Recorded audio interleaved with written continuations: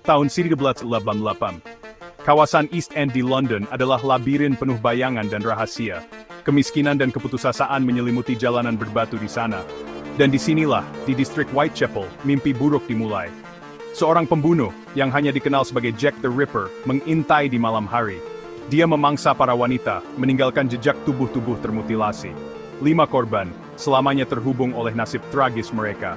Nama mereka, Mary Ann Nichols, Annie Chapman, Elizabeth Stride, Catherine Eddowes, dan Mary Jane Kelly, masih bergema dalam sejarah. Pemerintahan teror Ripper memang singkat, tetapi dampaknya sangat besar.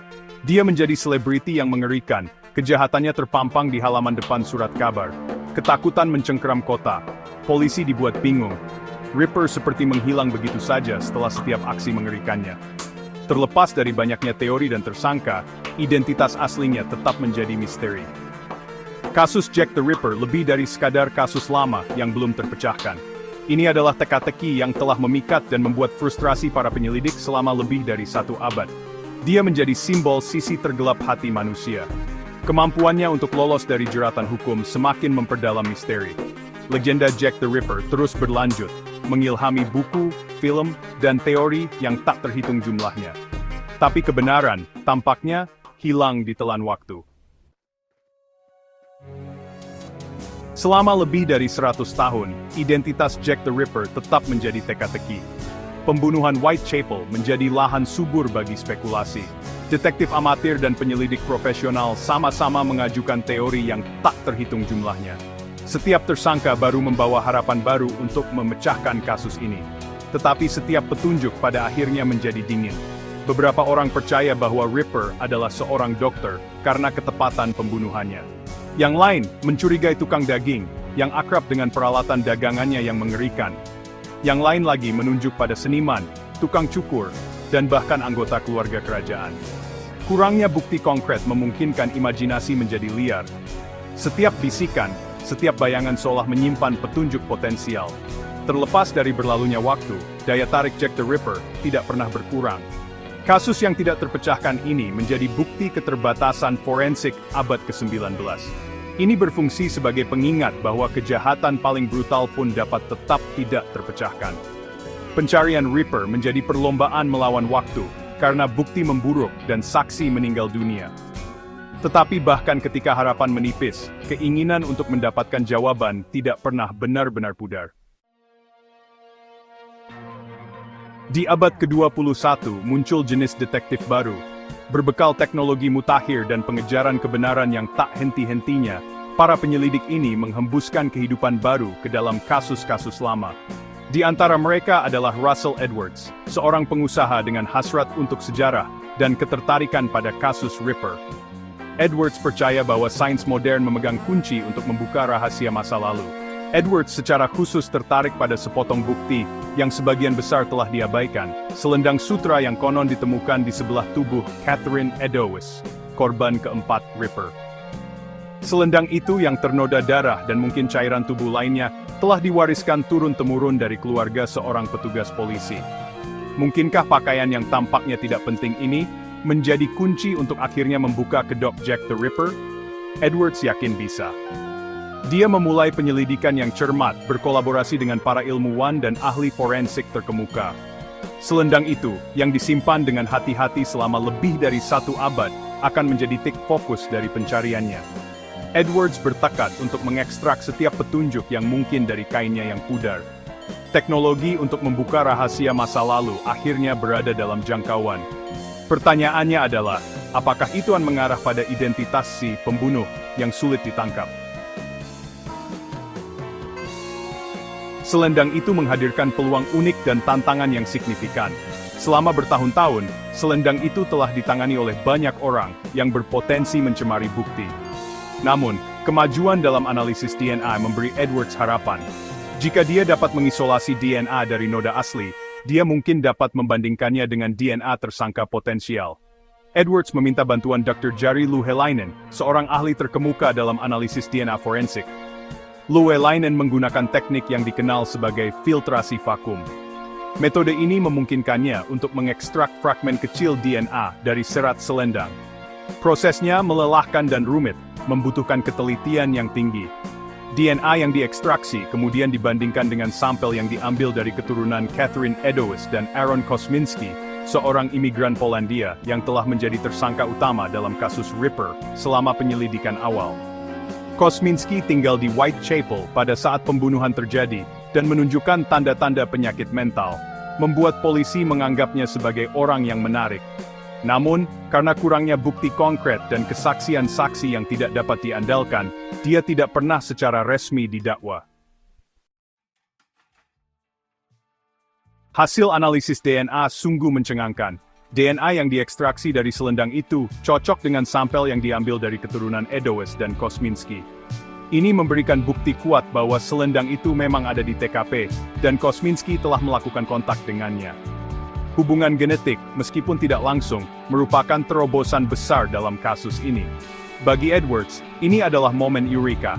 Setelah bertahun-tahun meneliti dan menemui banyak jalan buntu, dia yakin akhirnya dia telah mengungkap identitas asli Jack the Ripper. Bukti DNA dikombinasikan dengan catatan sejarah dan profil Kosminski, melukiskan gambaran yang memberatkan. Misteri yang telah membingungkan generasi tampaknya telah terpecahkan. Namun, tidak semua orang yakin.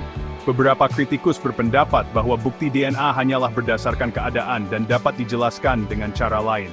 Mereka menunjuk pada kemungkinan kontaminasi dan kurangnya sampel DNA langsung dari Kosminski sendiri. Perdebatan tentang validitas temuan terus berlanjut, dengan kedua belah pihak menyajikan argumen yang meyakinkan. Aaron Kosminski adalah seorang imigran Yahudi Polandia yang tinggal di Whitechapel pada saat pembunuhan Ripper. Dia bekerja sebagai penata rambut dan tinggal di dekat beberapa lokasi pembunuhan. Kosminski menderita halusinasi pendengaran dan delusi paranoid yang menyebabkan dia akhirnya dikurung di rumah sakit jiwa. Catatan kontemporer menggambarkan Kosminski sebagai seorang misoginis yang menyimpan kebencian yang mendalam terhadap wanita. Ketidakstabilan mental dan kecenderungan kekerasannya membuatnya menjadi orang yang menarik bagi polisi pada saat itu. Namun, tanpa bukti konkret, mereka tidak dapat membangun kasus yang kuat terhadapnya. Fakta bahwa Kosminski tidak pernah didakwa dengan pembunuhan Ripper telah memicu spekulasi tentang kemungkinan keterlibatannya. Beberapa percaya bahwa dia dilindungi oleh tokoh-tokoh berpengaruh, mungkin di dalam kepolisian atau pemerintah, yang berusaha menghindari skandal publik. Teori ini, meskipun tidak terbukti, telah menambah intrik seputar kasus ini dan tempat Kosminski di dalamnya. Akhir abad ke-19 adalah masa pergolakan sosial dan politik yang hebat. Teori konspirasi berkembang, dan perkumpulan rahasia sering disalahkan atas peristiwa-peristiwa yang tidak dapat dijelaskan. Freemason, sebuah organisasi persaudaraan dengan sejarah yang panjang dan sering disalahpahami, menjadi target populer untuk teori-teori semacam itu. Beberapa peneliti berpendapat bahwa Jack the Ripper mungkin adalah seorang Freemason sendiri, atau bahwa dia dilindungi oleh jaringan Masonic. Mereka menunjuk pada elemen simbolis dalam beberapa pembunuhan Ripper, yang mereka yakini mengisyaratkan ritual Masonic. Klaim ini, bagaimanapun, sangat spekulatif dan tidak didukung oleh bukti yang kredibel. Meskipun teori Freemason menarik, penting untuk dicatat bahwa tidak ada bukti yang menunjukkan bahwa Aaron Kosminski pernah menjadi anggota Freemason. Lebih lanjut, gagasan bahwa organisasi yang kuat dan rahasia mengatur atau menutupi pembunuhan Ripper tetap berada dalam ranah spekulasi.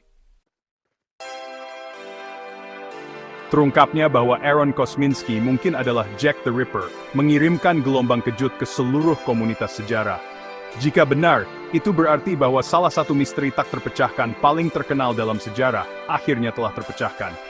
Implikasinya sangat signifikan, baik bagi keluarga para korban, maupun bagi pemahaman kita tentang kasus itu sendiri.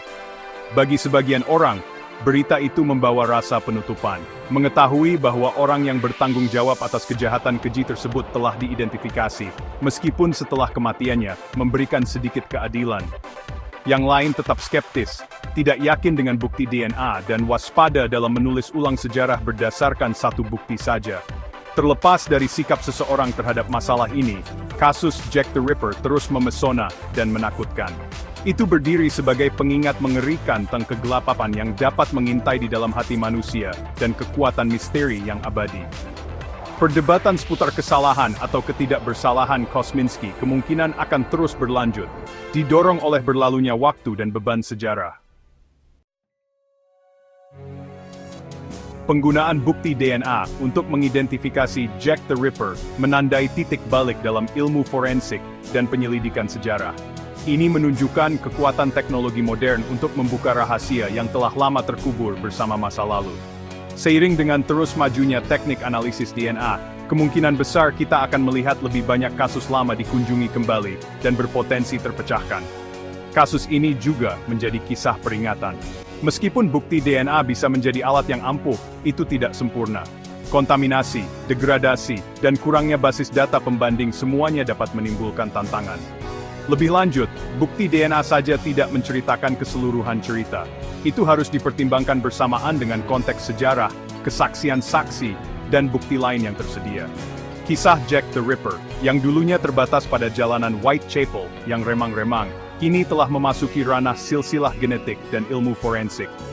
Saat kita menggali lebih dalam ke masa lalu dengan dipersenjatai teknologi baru, kita harus melanjutkan dengan hati-hati dan menghormati para korban.